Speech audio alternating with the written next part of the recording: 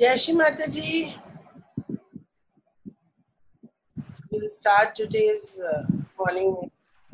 We all shall close our eyes, sit down comfortably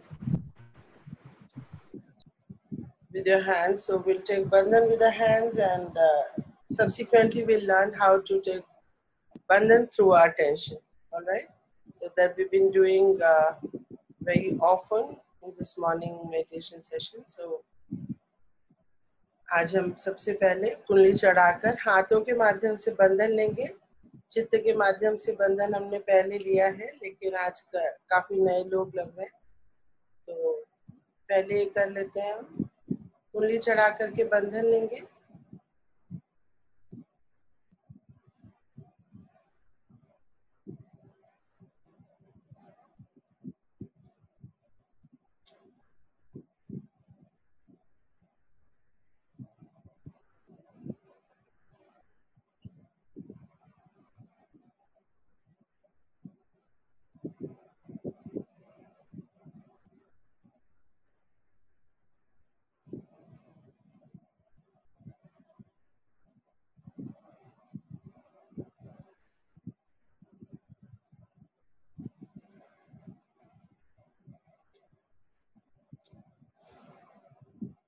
आंखें बंद रखेंगे।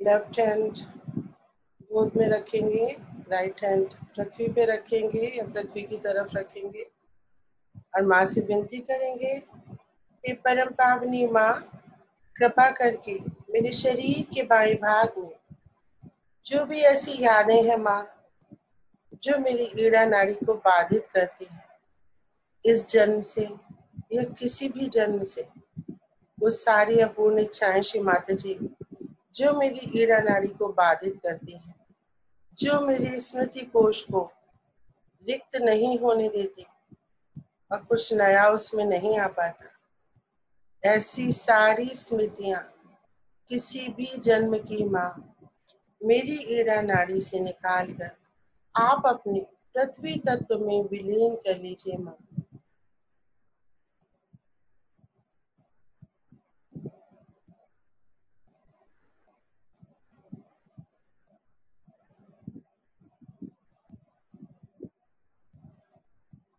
O Divine Mother, O Kundalini Ma, please take away all such memories, all such unfulfilled desires which are impacting negatively my Ira Nadi and not allowing me to remember anything of the recent past.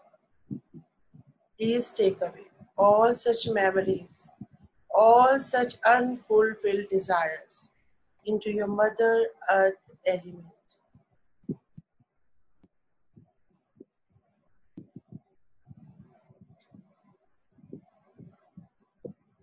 We can feel that Shri Mataji has started working on our left side, on our Ida Nadi, and we can feel very cool vibrations in our left hand.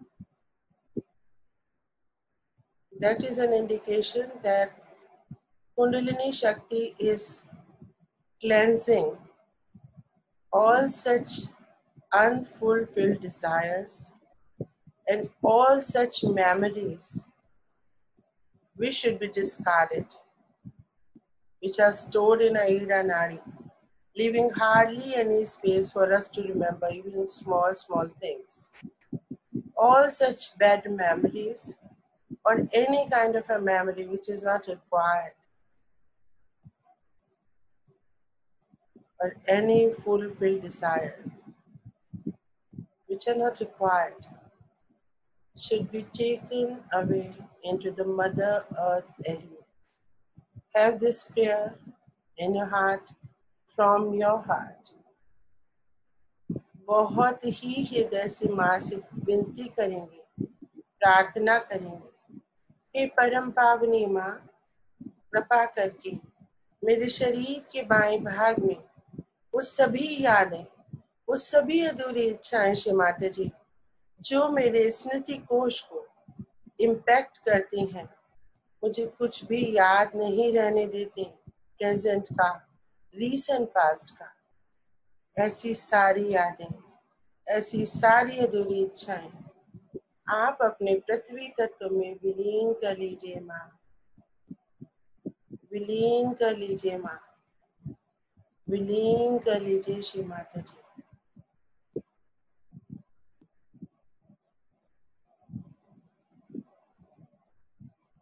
Now we shall place a right hand in a lap and left hand towards the sky, bend it from the elbow.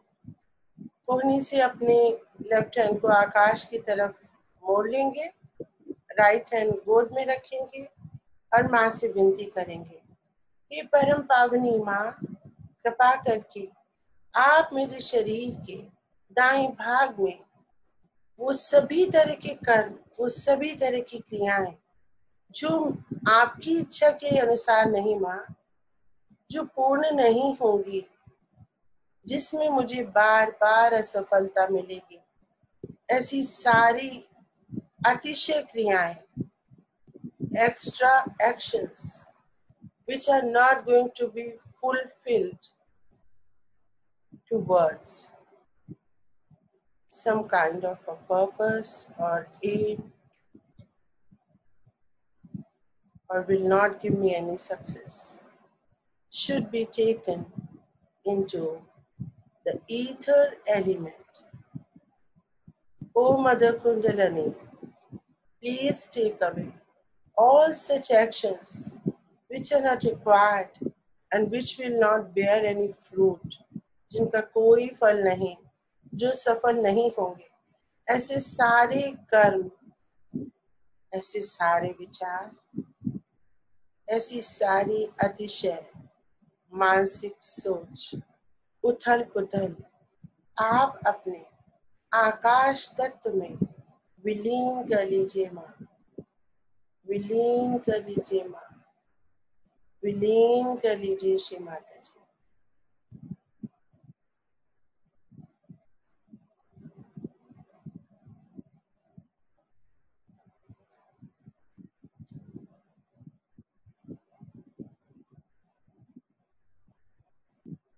Please leave only the actions which will bear fruits, which are as per your desire.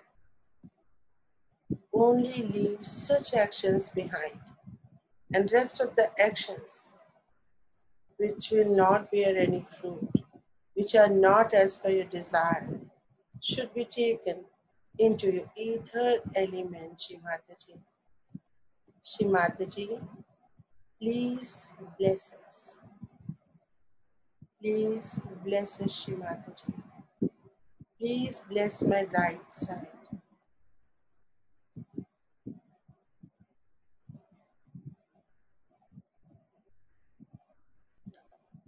If you're feeling that your left hand is heavy, that means the action has started taking place. अगर आपको अपना बायां हाथ भारी लग रहा है, तो श्री माता जी का कार्य आरंभ हो चुका है। श्री माता जी की कृपा आरंभ हो चुकी है।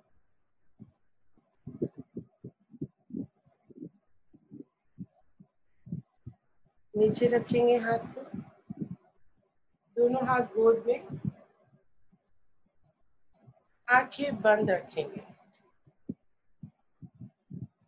पूरी तरह से अपने चित्त को अब हम सुषुम्ना नाड़ी पे स्थापित करेंगे।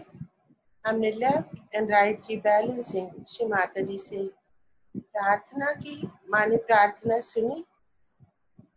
अब हम अपनी सुषुम्ना नाड़ी पे चित्त रखेंगे, क्योंकि अब इसके लिए जगह बन गई है। लेफ्ट और राइट बैलेंस में है, पूरी तरह से संतुलन में है, पूरी तरह से संतुलन में है।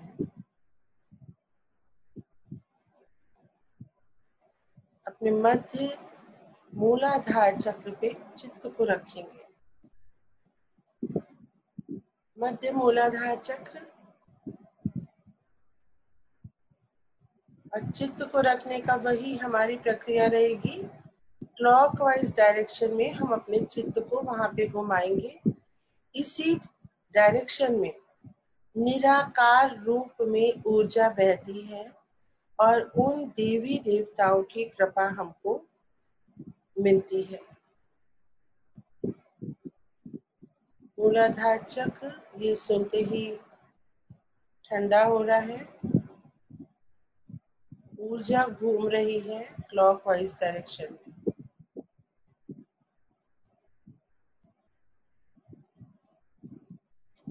महसूस करें अपने मूलाधार चक्र को।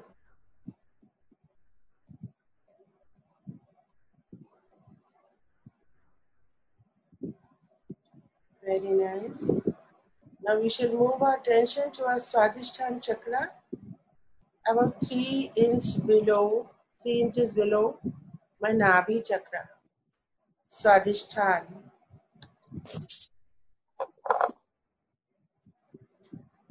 We shall place our attention on our Swadhisthana chakra, and the same action, the same process. Move your attention in the clockwise direction, making circles, spiral movement in your Swadhisthana chakra. It is also getting cool breeze. We are getting Mother's blessings here again.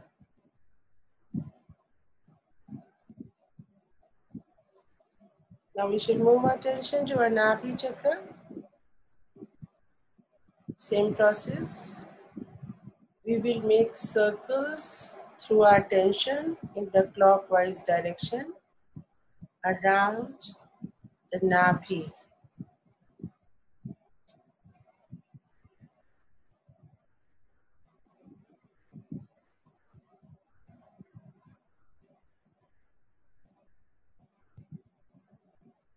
We can feel the energy.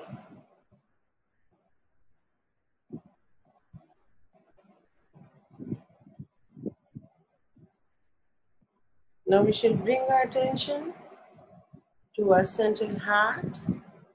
All the chakras on Sushumna Nadi are activated. They have enough space now because left and right are completely in balance. Keeping our attention in the central heart. Again, moving our attention in the clockwise direction. How the energy flows within us.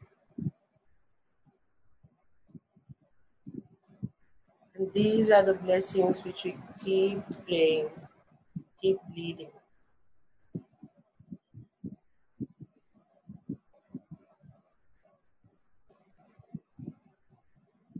Central heart. Move your attention in the clockwise direction.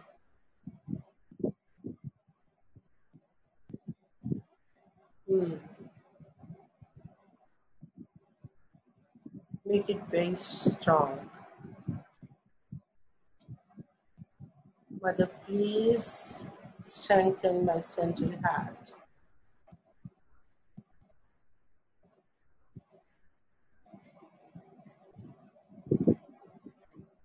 Now we shall move our attention to our Vishuddhi chakra.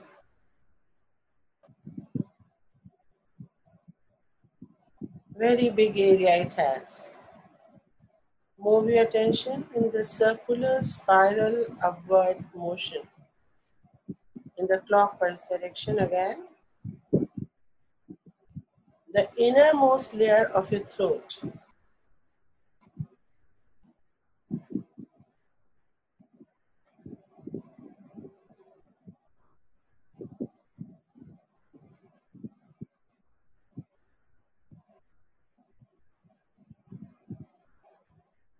Now move your attention to your Agya chakra.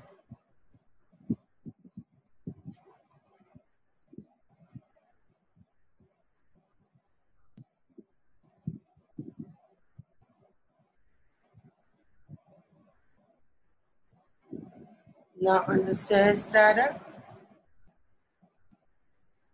we can feel Shri Mataji's lotus feet here.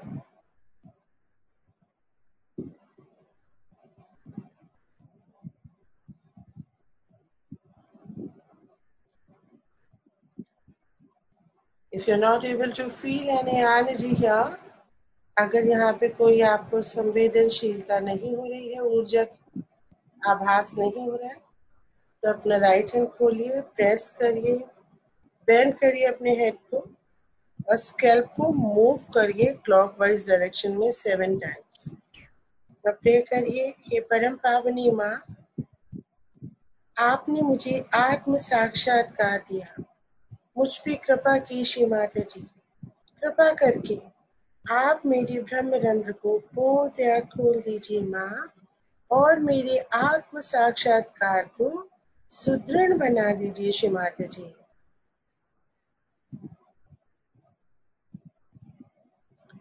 Shri Mata ji, please strengthen my self realisation.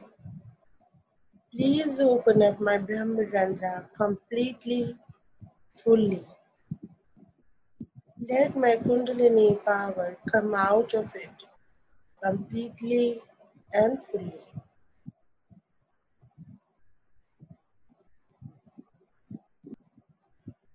हाथ नीचे।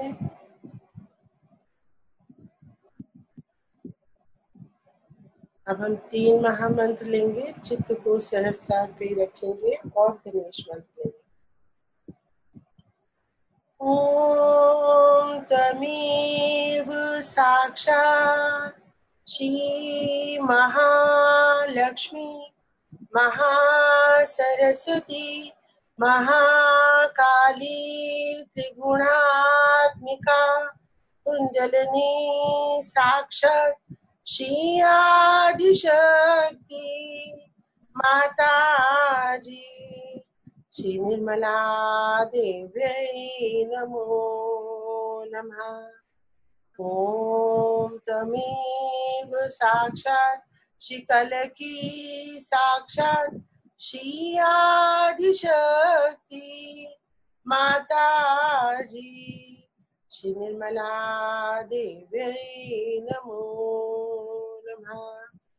ओम तमेव साक्षात् श्री कलकी साक्षात् श्री सहस्रार स्वामिनी मोक्ष प्रदायिनी माता जी श्री निर्मला देव्यै नमो नमः। गणेश मंत्र। ओम तमेव साक्षात् श्री गणेश साक्षात् श्री आदिशक्ति माता जी श्री निर्मला देवी नमो नमः।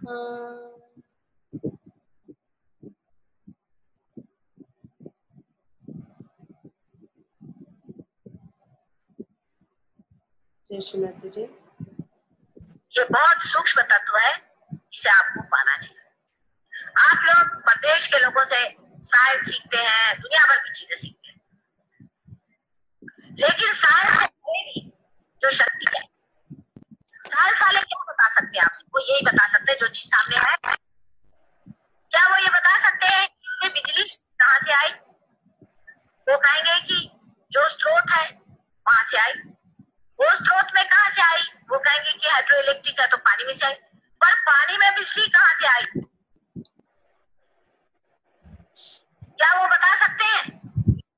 अगर वो कहें कि पृथ्वी के अंदर भूगर्भ में गुरुत्वाकर्षण शक्ति है, मैग्नेटिज्म है, वो उसमें कहाँ से आई? वो कैसे कार्यान्वित होती है? उसको चलाने वाला कौन? उस साइंस को चलाने वाला कौन सा साइंस है?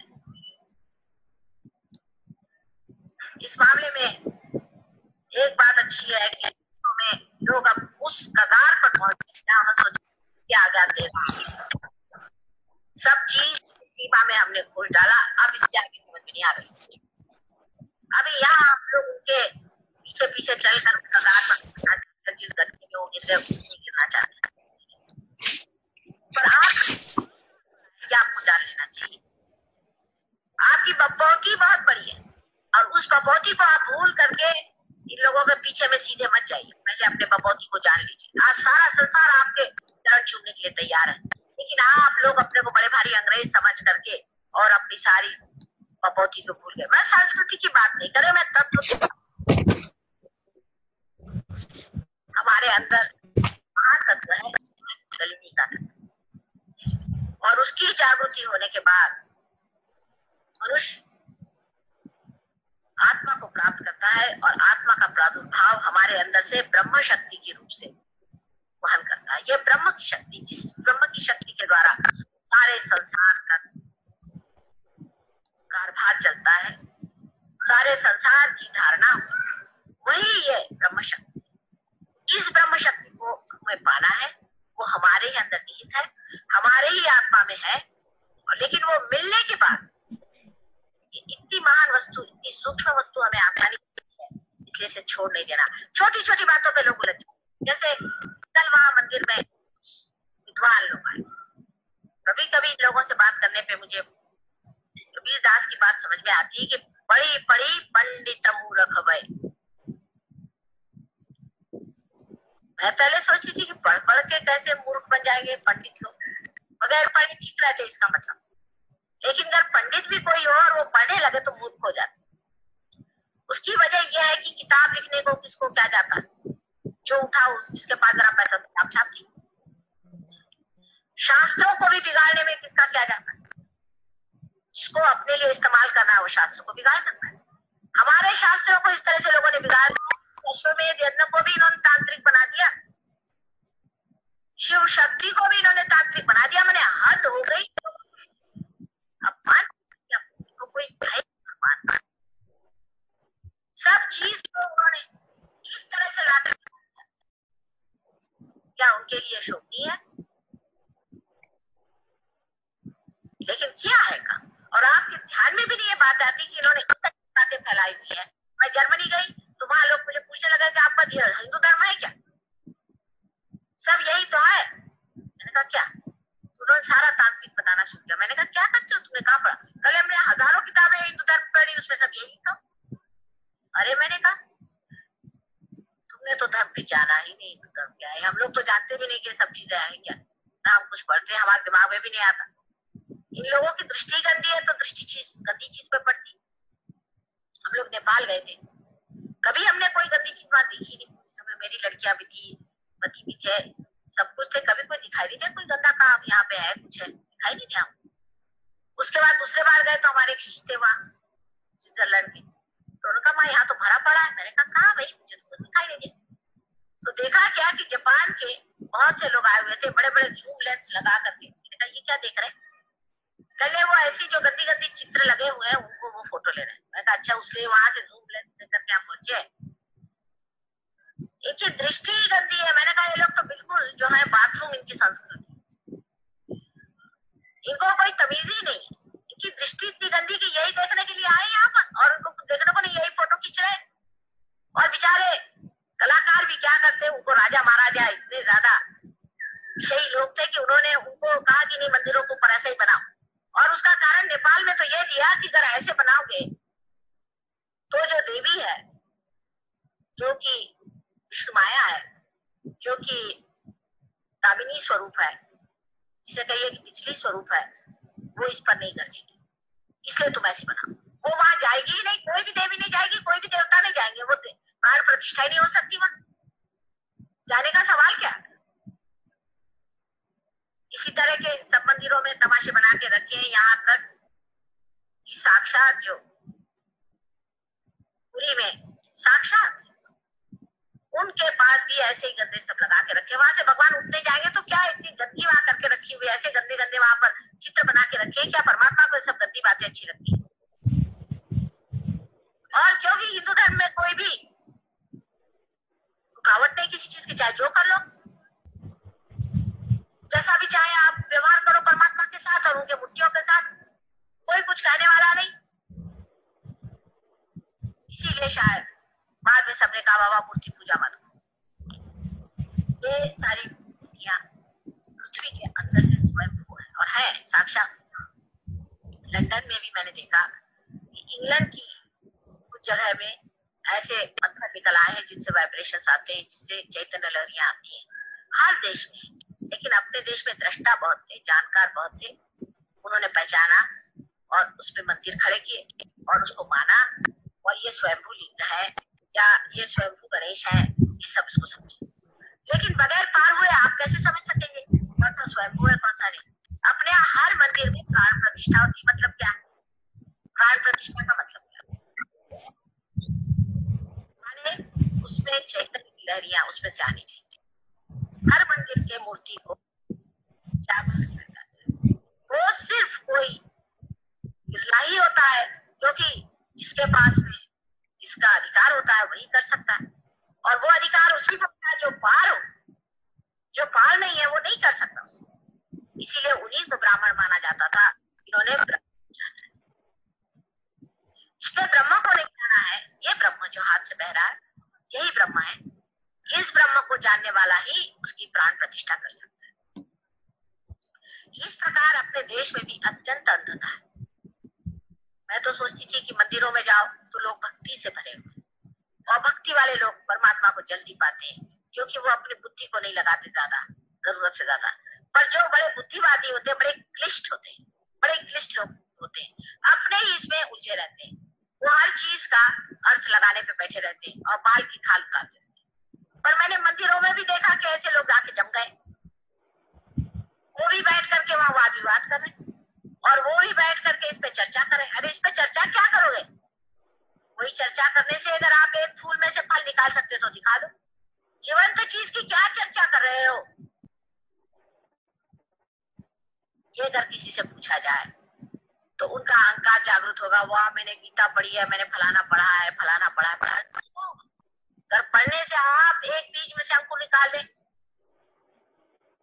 पढ़ने से सिर्फ एक ही जानना है कि आपको पार होना है। ये घटना घटित होती है, पढ़ने से यही जानना चाहिए। इस मामले में आपसे परदेशी लोग अच्छे, वो समझ गए कि हमको तो बगैर पार हुए कोई मार्ग नहीं, बाकी सब व्यर्थ। वो सब गुरुओं के पास जाते, इधर जाते, टक्करे खाते हैं, ढूंढते हैं, और असलियत नहीं मिली तो छोड़ देते हैं। कौन बताएगा? एनीवन? शिल्पा? जय श्री माता जी। दीदी ट्राई करती हूँ। जय श्री माता जी।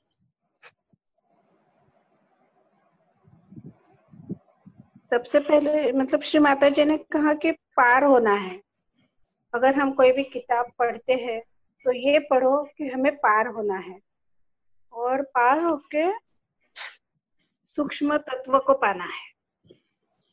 तो साइंस के बारे में भी श्री माता जी ने कहा कि बहुत लोग साइंस के बारे में सीखते हैं, तो कहाँ से आता है साइंस, बिजली कहाँ से आती है, मैग्नेटिज्म कहाँ से आता है, ग्रेविटेशनल फोर्स कहाँ से आता है, तो ये साइंस मतलब कौन चलाता है, तो उसके पीछे भी कारण है, वो कहाँ से आता है, तो यही से आता है। लेकिन आप लोग इसको समझते नहीं हो। ये सब कुछ जो चलता है दुनिया में, ये सब कुछ हमारे अंदर की ब्रह्म शक्ति ही चलाती है। लेकिन हम छोटी छोटी बातों में हम उलझे रहते हैं, तो हम समझ नहीं पाते। कबीर दास का कुछ दोहा भी श्री माता जी ने बताया था, कुछ पंडित के बारे में था, बड़े बड़े पंडित मूलक भाई। हाँ, उसका भी विश्लेषण श्री माता जी ने किया था। तो और बहुत सारे लोगों ने शास्त्र को बिगाड़ दिया था, शक्ति को भी बिगाड़ दिया था शास्त्रों ने, तो मतलब तांत्रिक मांत्रिक ऐसे कुछ बना दिया था। फिर श्री माता जी ने बताया, बहुत जगह गए श्री माता जी, जर्मनी गए, फिर नेपाल भी गए, स्विट्जरलैंड गए। तो वहाँ उन्होंने देखा कि जो लोग आए थे वो अच्छी फोटोग्राफ्स नहीं ले रहे थे, क्योंकि श्री माता जी बोलती है कि उनकी विजन जो थी, दृष्टि जो थी, वो बहुत गंदी थी। लेकिन जिन्होंने पेंट किया था उनका उसमें कोई रोल नहीं था। तब के राजा महाराजा, उनकी वो डिमांड थी कि हाँ ऐसे फोटोग्राफ निकाले जाए। तो मंदिरों में ऐसे फोटोग्राफ, मतलब परमात्मा को ये बात अच्छी नहीं लगती, इसलिए मूर्ति पूजा नहीं करनी चाहिए। श्री गणेश भी स्वयंभू है, लेकिन वो सबको हम जान नहीं सकते कि स्वयंभू कैसे है, सब लोग नहीं जान सकते। उसके लिए तो उसकी प्राण प्रतिष्ठा भी करनी चाहिए। फिर जो स्वयंभू होता है उससे हमें वाइब्रेशंस आती है, तो जो हमारे हाथ से भी बहती है। दो लोगों के बारे में भी बोला होता है, जो भक्ति करने वाले लोग हैं और बुद्धिवादी लोग हैं, उनके बारे में भी बोला श्री माता जी ने। तो बस इसका ये है कि जो कुछ आप पढ़ते हो तो आपको पार होना चाहिए। अगर फॉरेनर समझते हैं तो आप क्यों नहीं समझते। जय श्री माता जी। जय श्री माता जी। हाँ, काफी कुछ कवर किया शिल्पा ने। प्रमिला जी आप बताएं। Shikhar, can you hear me now?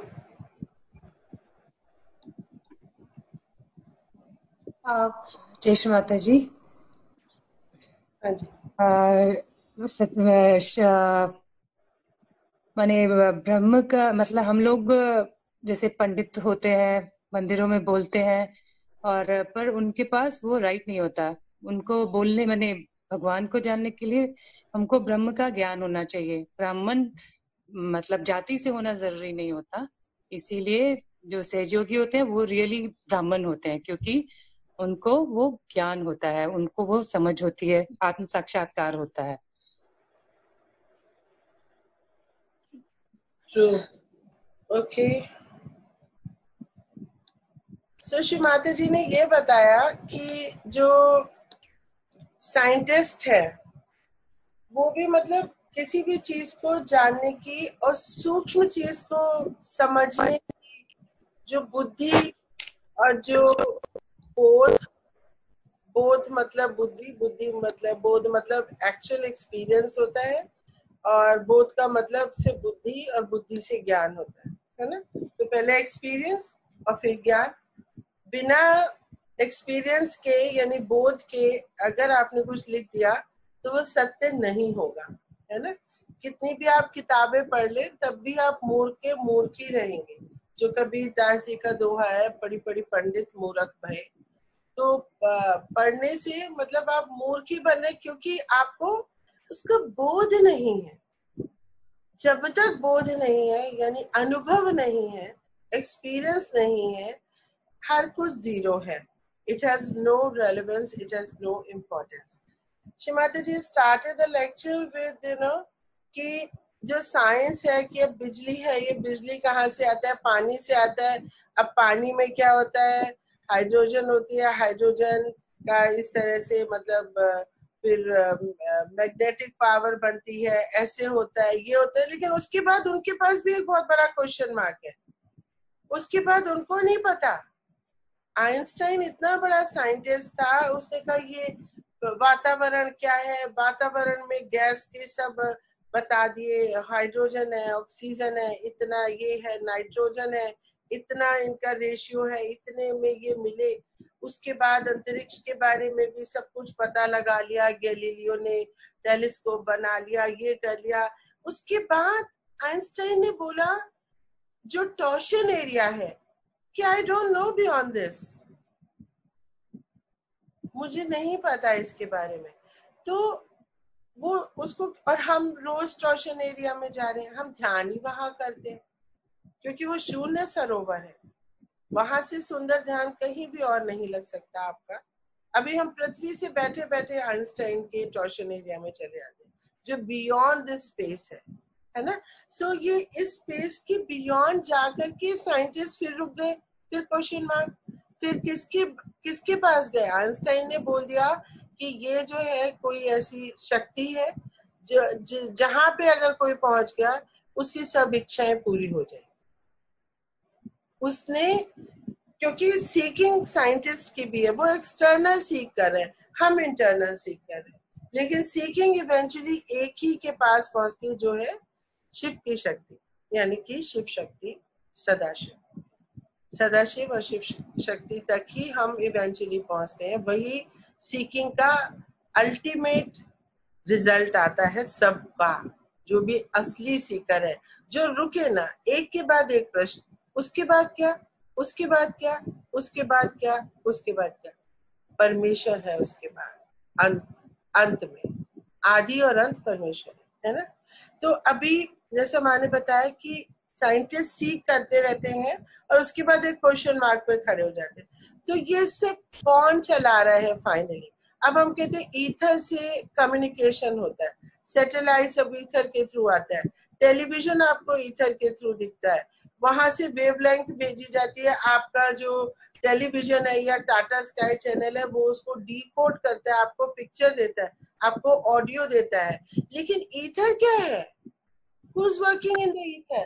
Hanuman ji is working in the ether. ये कभी किसी ने पता नहीं लगाया कि ईथर में ऐसी कौन सी चीज है कि जिससे कम्युनिकेशन पॉसिबल है। तो माँ ने बताया ये कौन जान सकता है, ये सब कुछ क्या कार्यान्वित करता है? ब्रह्म चैतन्य सब कुछ कार्यान्वित करता है। और ये ब्रह्म चैतन्य हमारे तो हाथों में बह रहा है। हम जब भी अपने हाथों पे चित्त देते हैं हमारी ये शक्तियां जागृत हो जाती है, क्योंकि श्री माता जी ने हमको पार कर दिया, ब्रह्मरंध्र खोल दिया। ब्रह्मरंध्र, यहाँ ब्रह्मरंध्र, यहाँ से कुंडली शक्ति बाहर आती है। तो जिसका ब्रह्मरंध्र खुला है उसको सत्य का ज्ञान है और वही ब्राह्मण है। तो जैसे श्री माता जी ने बताया कि प्राण प्रतिष्ठा के लिए ब्राह्मण्स को बुलाया जाता है, तो जो ब्राह्मण्स है वो प्राण प्रतिष्ठा करते हैं, लेकिन क्या वो ब्राह्मण्स है?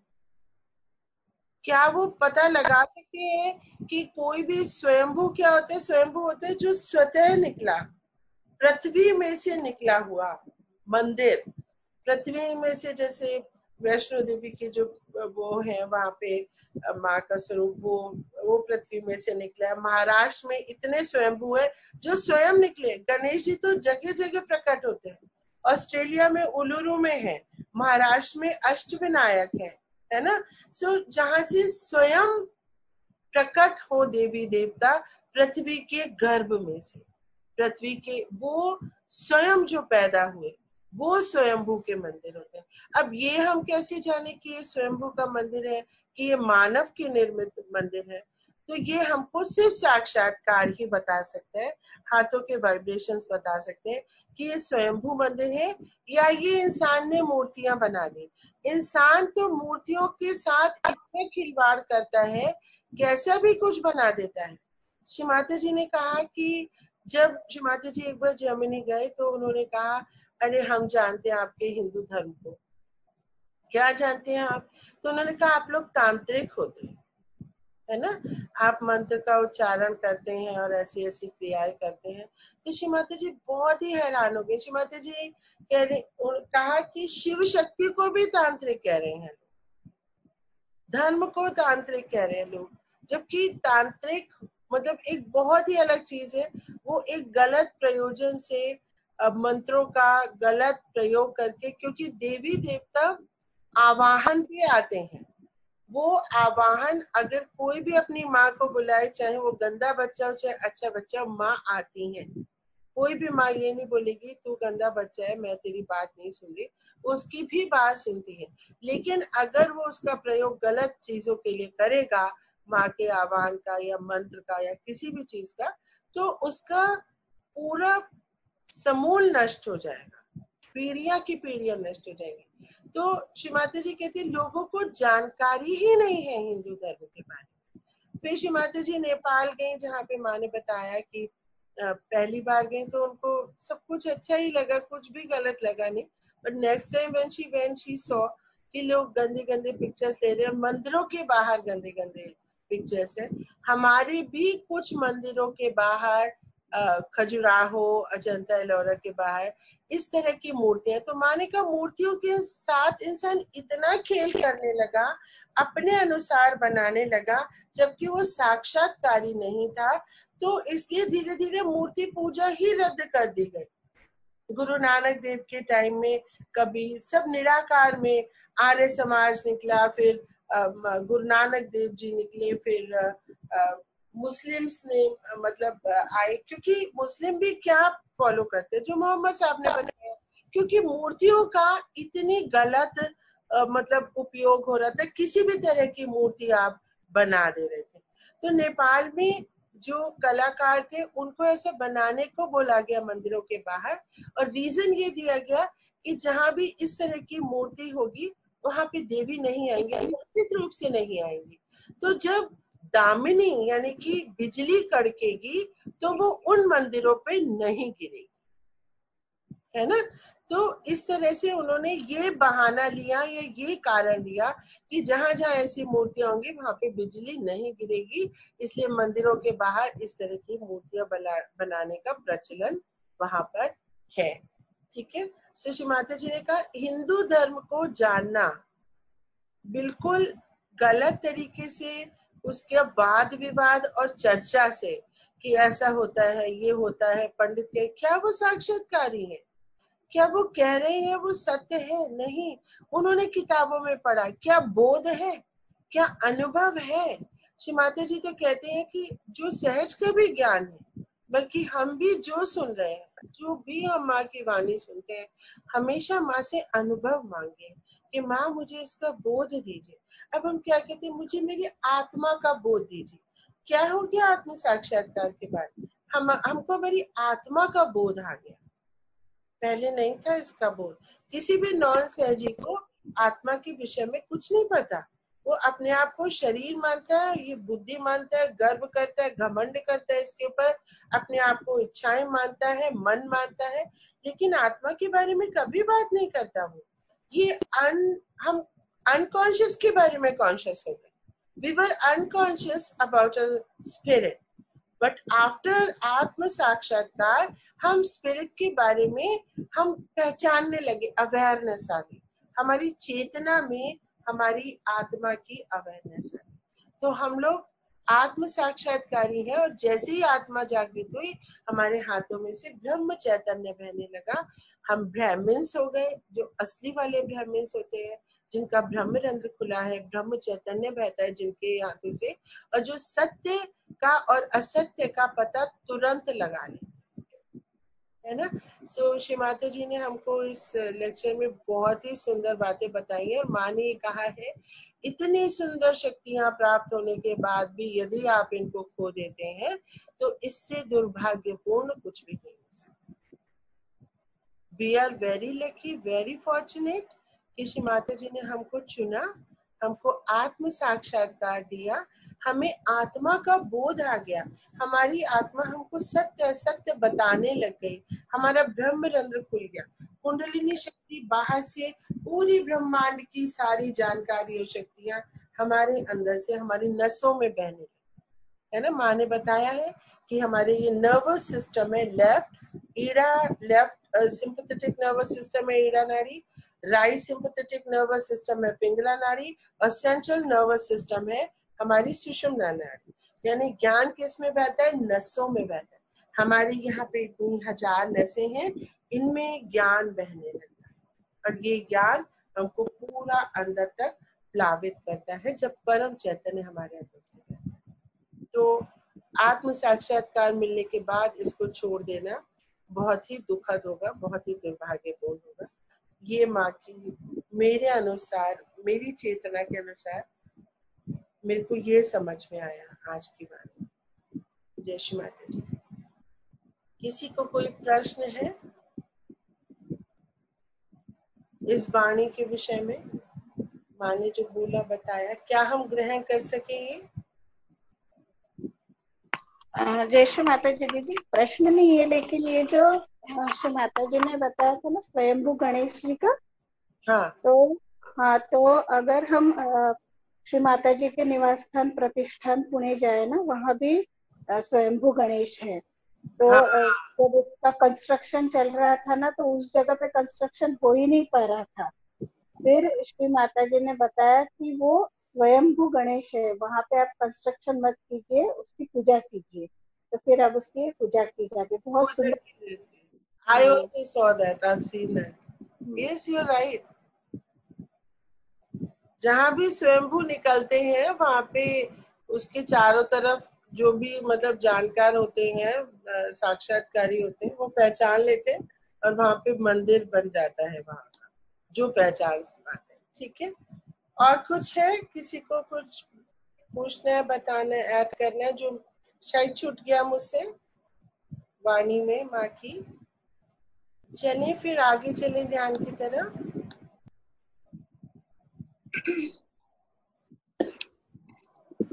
आराधना कुछ कहना आपको?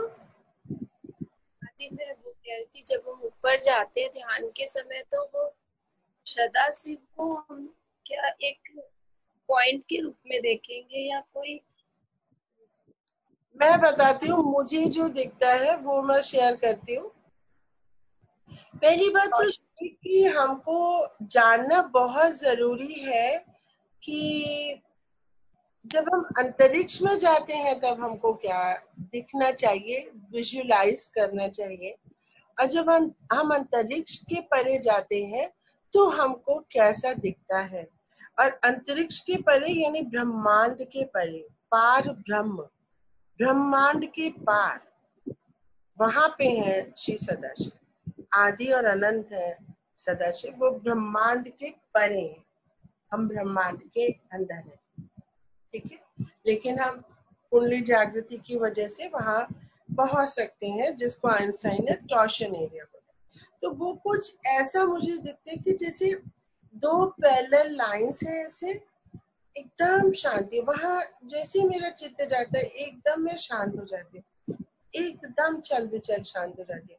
और वहां पे ऐसी जैसे सफेद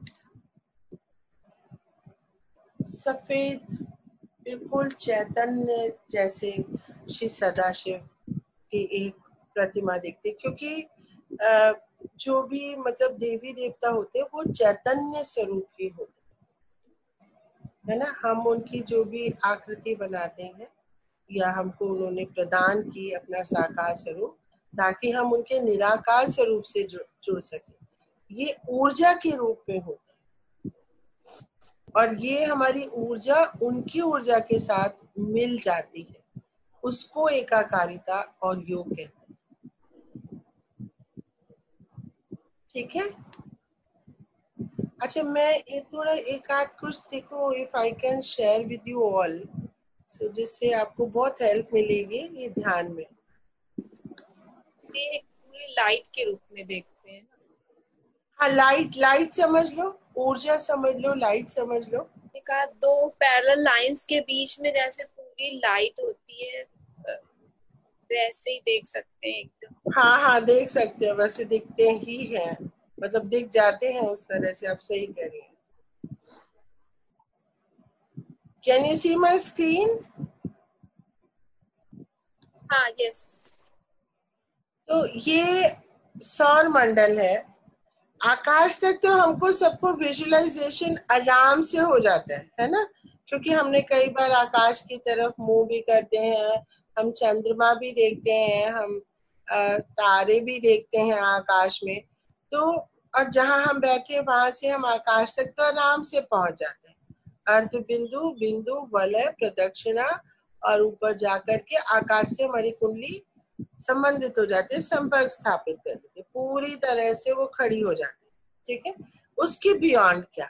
उसके बियॉन्ड ये स्पेस है।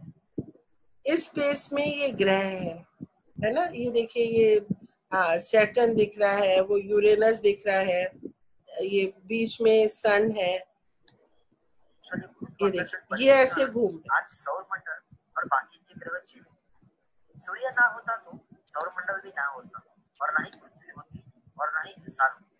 सूर्य का व्यास यानी डायमीटर 13,91,000 किलोमीटर है। सूर्य का वजन, ये सूर्य है, का सूर्य पर वजन ये हमारी पृथ्वी है। इसी कारण सूर्य सौर मंडल का इतना बड़ा था। तो चलिए दोस्तों, प्लैनेट यानी ये हमारा बुध ग्रह है, ये जुपिटर दिख रहा है, ये ग्रे एंड व्हाइट। 50 गुना बड़ा है और शुक्र दूसरे स्थान पर आता है। शुक्र ग्रह से सूरज 114 गुना बड़ा है। 63,000 शुक्र ग्रह समा सकते हैं। शुक्र ग्रह आकार के मामले कैन यू सी दिस? देख रहे हैं ना आप, और पहचान भी रहे हैं, हमने पहले भी किया है। मंगल है हमारा, बुध है, यूरेनस है, नेपच्यून है, सैटर्न है, और ये सब हमारी ग्रह है। ये चक्र के रूप में ग्रह हमारे अंदर स्थित है।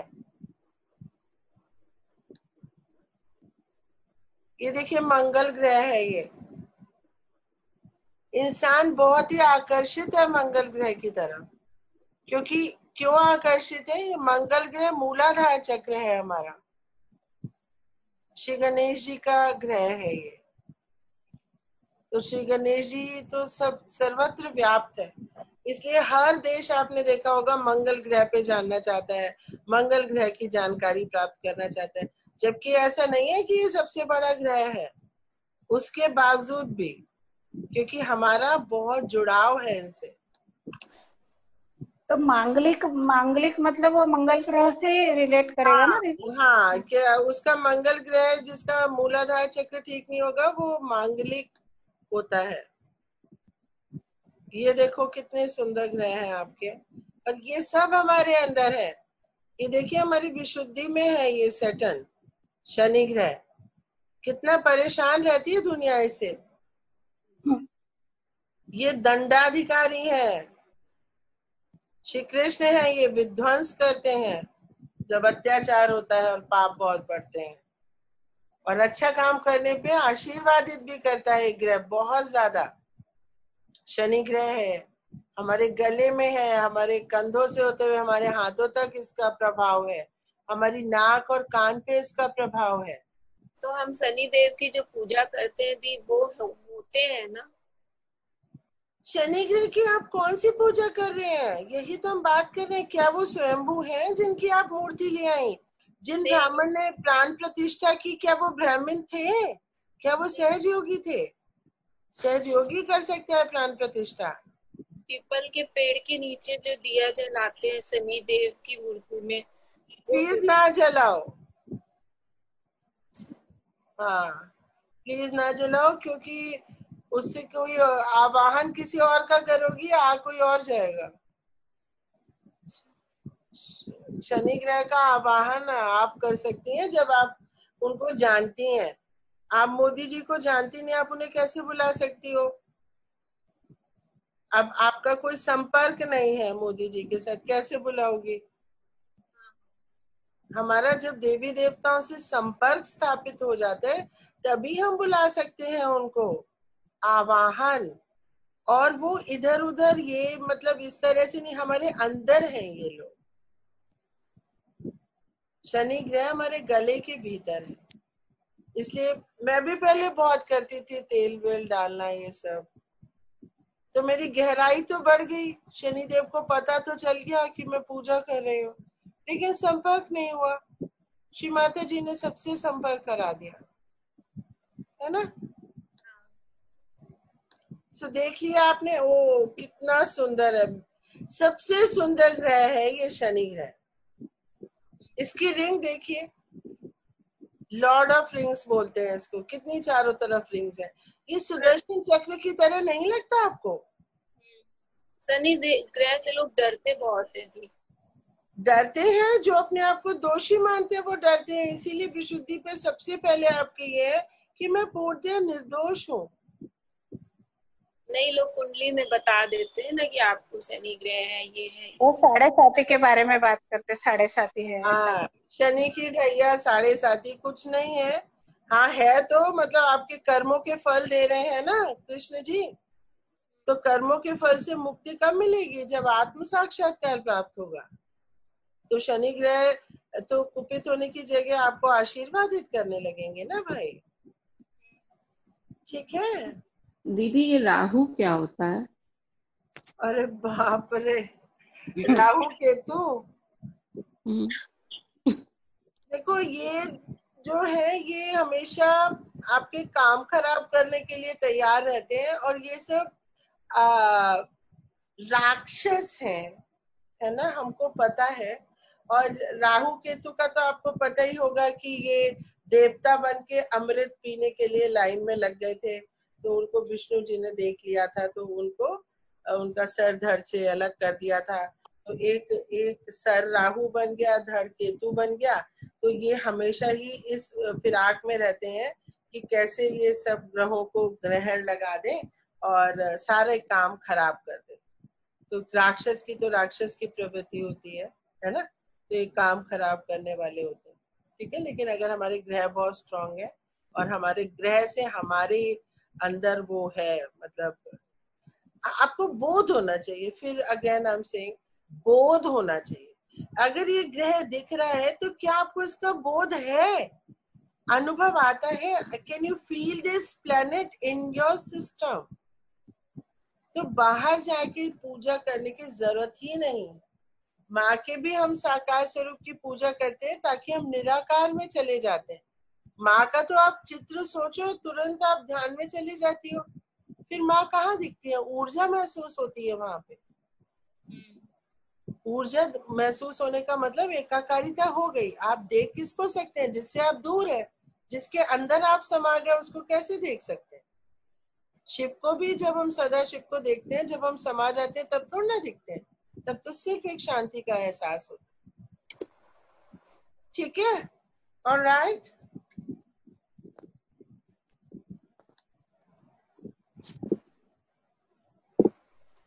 चलिए अब ध्यान की ओर।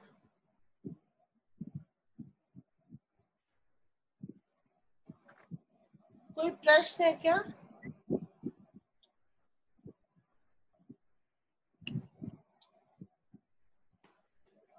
ब्रह्म कुमारी में ना सदा शिव को पॉइंट ऑफ लाइट के रूप में बताते हैं, तो वैसे भी देख लेते हैं तो वो ठीक है। पॉइंट ऑफ लाइट, वो लाइट तो है, चैतन्य ऊर्जा है, इट्स एन एनर्जी। अच्छा, हाँ वही। ऊर्जा माने एनर्जी है ना। सिर्फ हम ही देख सकते हैं, वरना तो बहुत ही मुश्किल है। ये तो असंभव कार्य था, श्री माता जी ने संभव कर दिया इसको। ऑलराइट, ये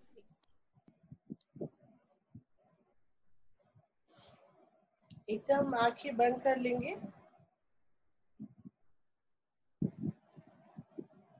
आंखें बंद, कोई चल विचल नहीं, कोई विचार नहीं।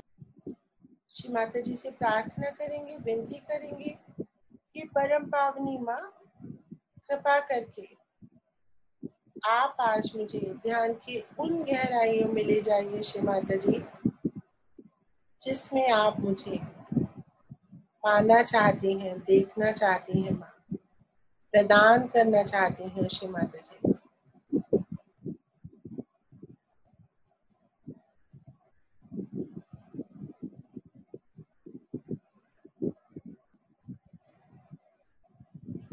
हम सभी अपने चित्त को मध्य हृदय में रखेंगे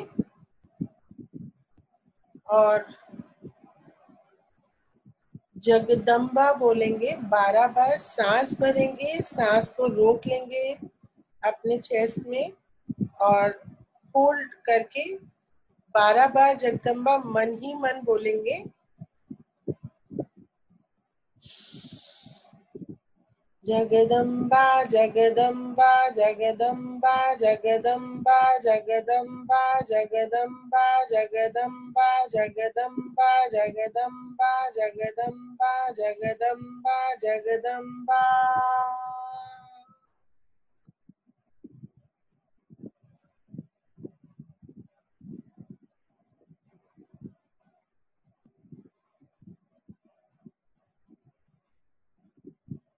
अपने मध्य हृदय में महसूस कर सकते हैं बहुत सारी ऊर्जा का प्रभाव।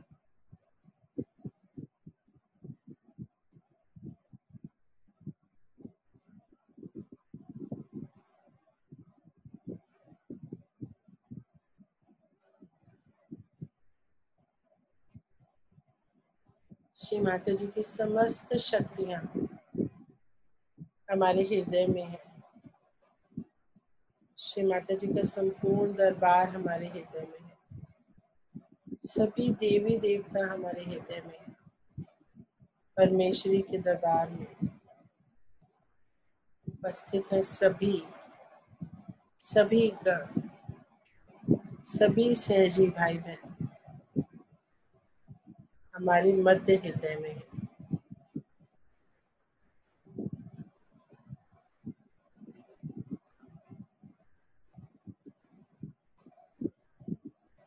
चित्त को लेफ्ट हार्ट में भी ले आएंगे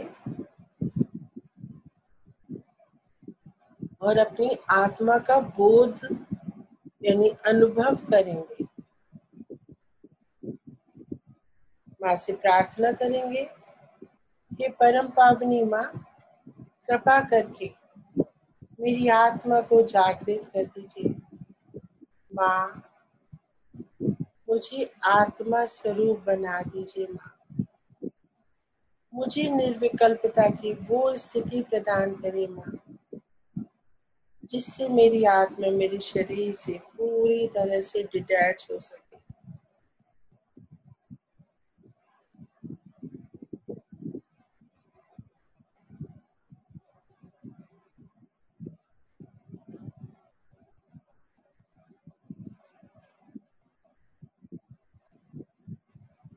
Shri Mata ji, please awaken my spirit. बहुत ही हृदय से बोलिए, हे कुंडलिनी माँ, मेरी आत्मा को जागृत कर दीजिए।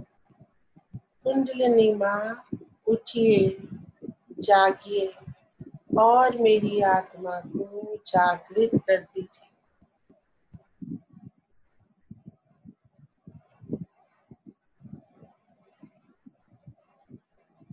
मुझे आत्मबोध प्रदान करिए माँ।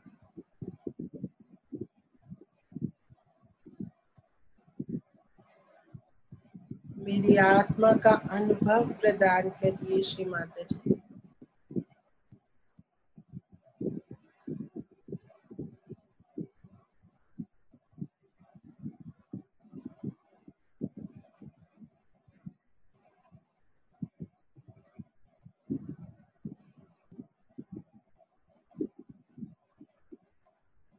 अब अपने चित्त को धीरे से राइट हाथ में लाएंगे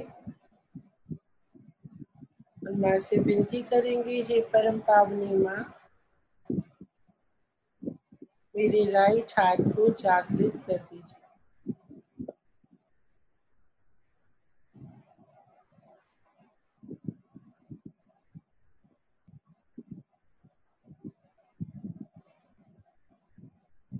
बहुत ही सुंदर हो रहा है राइट हाथ सबका।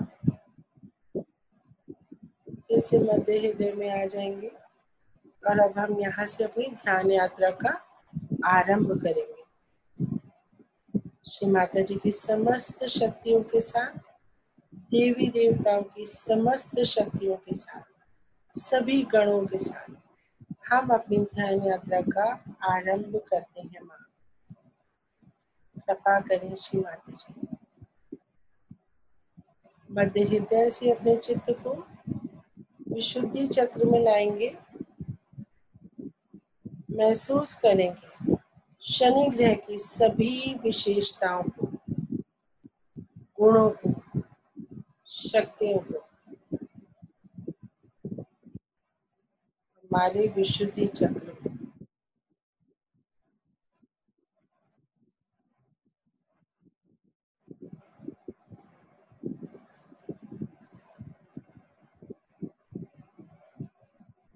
महसूस करिए शनि ग्रह को अपने गले के अंदर।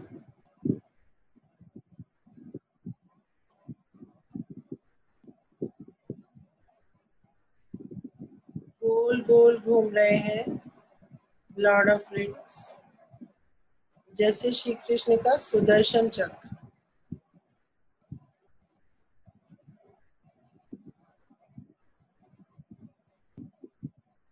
चित्त को आज्ञा चक्र पे लाएंगे। यहाँ पे हम सूर्य देवता को, भगवान सूर्य को अनुभव करेंगे।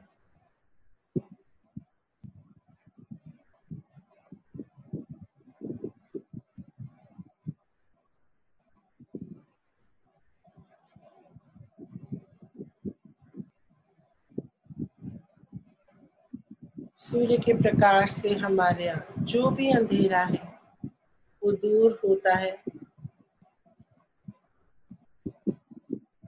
हमारे पूर्व जन्मों के कर्मों के जो भी बंधन है वो सब मिट जाते हैं।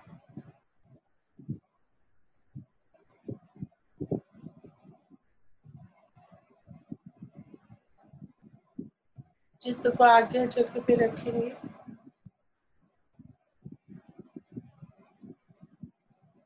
छोटी सी अफर्मेशन भी लेंगे। श्री माता जी, हमने सबको क्षमा किया, आप भी हमें क्षमा कर दे माँ। हमारे पूर्वजों को भी क्षमा कर दीजिए श्री माता जी। और सूर्य देवता की, सूर्य भगवान की सभी कृपाएं और शक्तियां हमारे आज्ञा चक्र पे आप प्रवाहित कर दीजिए। आप ही साक्षात श्री सूर्य भगवान है माँ।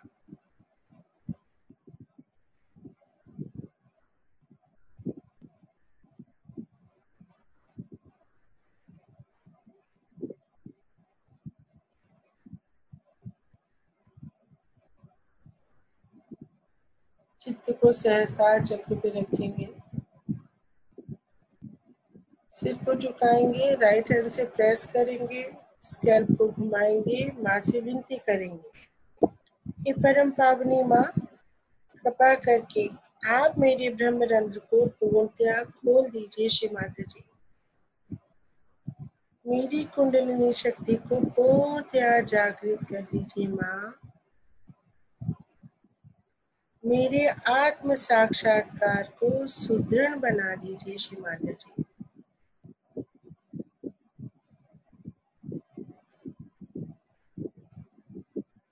हाथ नीचे, चित्त सहस्त्रार पे अद्भुत शांति का अनुभव हो रहा है यहाँ पे। अब हम अपने चित्त को ऊपर उठाएंगे, 3-4 इंच ऊपर, अर्ध बिंदु चक्र पे। शरीर के बाहर है ये 4 चक्र। 3-4 इंच ऊपर अर्ध बिंदु चक्र, और ऊपर बिंदु चक्र, और ऊपर वलय, और ऊपर प्रदक्षिणा, और ऊपर आकाश तक ले जाएंगे। श्री माता जी के श्री चरणों से बहता हुआ परम चैतन्य अनुभव करेंगे।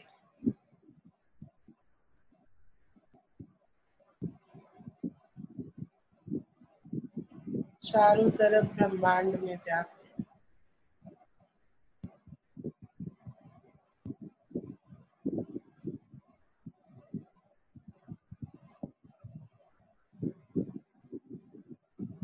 अनुभव करेंगे परम चैतन्य हमारे ब्रह्मरंध्र को और भी पूरी तरह से खोल रहे हैं। सर के ऊपर चित्त को रखेंगे, ब्रह्मरंध्र पे चित्त को रखेंगे, और महसूस करेंगे कि जैसे इसको कोई खोल रहा है और बड़ा कर रहा है, ताकि हमारी कुंडलिनी शक्ति पूर्णतया बाहर आ सके।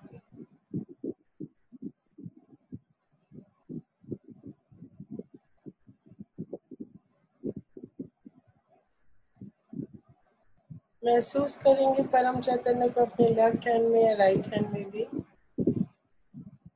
लेफ्ट हैंड महसूस करें, देखें अपने लेफ्ट हैंड को। राइट हैंड महसूस करें, देखिए अपने राइट हैंड को। आंखें बंद, दोनों हाथों में परम चैतन्य, बहुत ही सुंदर मध्यम शीतल। राइट हैंड भ्रमरंध्र, भ्रमरंध्र बहुत अच्छे से खुल गया है हमारा भ्रमरंध्र। बहुत सारी कुंडलिनी के धागे बाहर आ गए।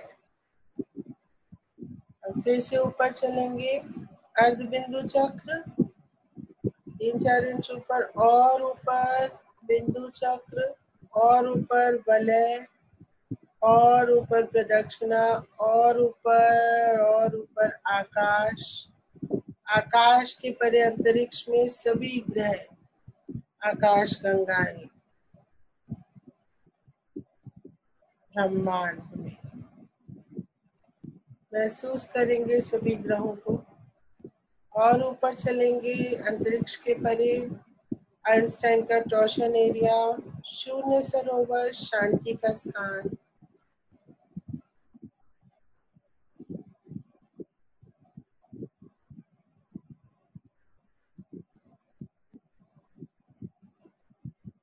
महसूस करेंगे यहाँ पे श्री सदाशिव को ऊर्जा से बने हुए, चैतन्य से बने हुए श्री सदाशिव।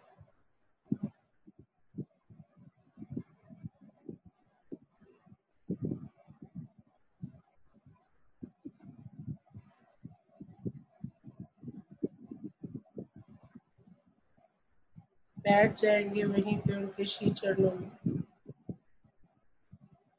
और विनती करेंगे, क्षमा याचना मांगेंगे।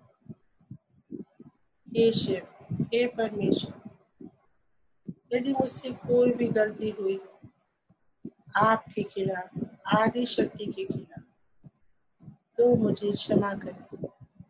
जाने अनजाने मन वचन और कर्म से कुछ भी गलत हुआ हो, मुझे क्षमा करें, क्षमा करें परमेश्वर, क्षमा करें।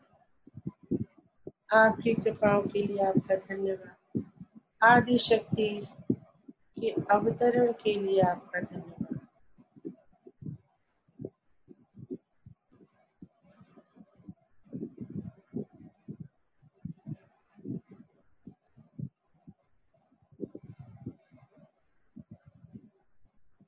हे प्रभु, हे परमेश्वर,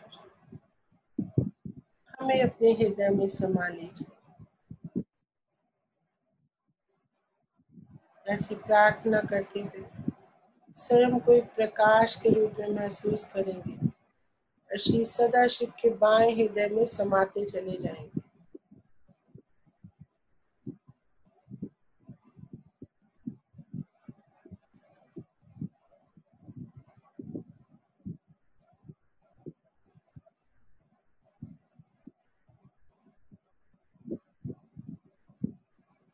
बहुत सुखद अनुभव है ये।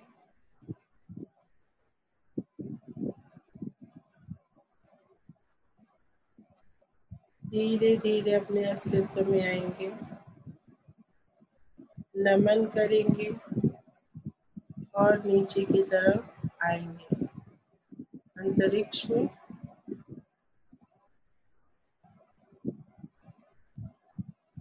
आकाश तक। माँ का परम चैतन्य चारों तरफ व्याप्त बरस रहा है, अविरल बहता है, निरंतर बहता है। महसूस करेंगे परम चैतन्य को हमारे चारों तरफ।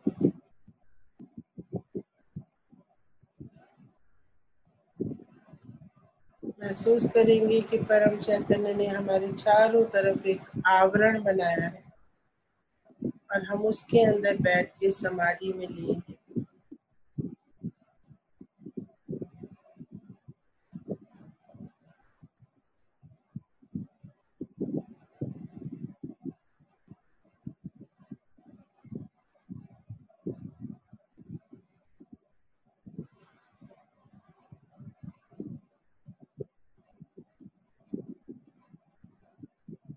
आप लोग इसी ध्यान में रहिए, यहीं पे समाप्त करते हैं और इसके बाद आप लोग बंधन ले लीजिएगा ध्यान से उठने के बाद।